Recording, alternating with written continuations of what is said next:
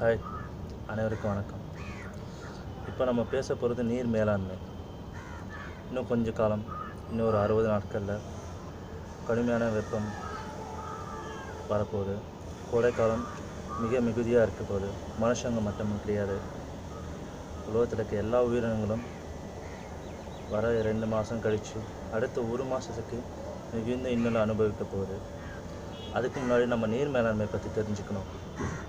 நீர் மேலாண்மைனா ஒரு 500 பக்கங்கள் டெஃபினேஷனோட ஒரு பெரிய சைஸ் புக்கு அதெல்லாம் கிடையாது. அதெல்லாம் நம்மளை ஏமாத்துகிற வேலை. நீர் மேலாண்மைங்கிறது மிக சின்ன ஒரு விஷயம். நம்முடைய தேவைக்கு போக மீதம் இருக்கிற தண்ணியை சேர்த்து வைக்கிறது தான் நீர் மேலாண்மை. அது தவிர்த்து எதுவுமே கிடையாது. இப்போது இந்தியாவில் இருக்கிற 140 கோடி மக்கள் ஒரு நாளைக்கு ஒரு துளி நீர் வேஸ்ட் பண்ணால் கூட ஒரு நாளைக்கு 48 லட்சம் லிட்டர் நீர் வீணாக போகுது. ஆனால் நான் சொல்கிறது மிக மிக கம்மியான கால்குலேஷன் தான். ஒரு துளிங்கிறது. ஆனால் நீங்களே கொஞ்சம் யோசித்து பாருங்கள். நாம் ஒரு நாளைக்கு ஒரு துளி மட்டும்தான் வீணாக்குறோமான்னு? நிச்சயம் கிடையாது. பல லிட்டர் வேஸ்ட் ஆக்குறோம். ஸோ அதனால் இன்னிலிருந்து நாம் ஒரு சங்கல்பம் எடுத்துப்போம்.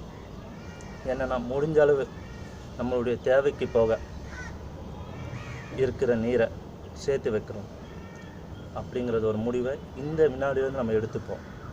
நீர் சேமிப்புங்கிறது அத்தியாவசியமான ஒன்று.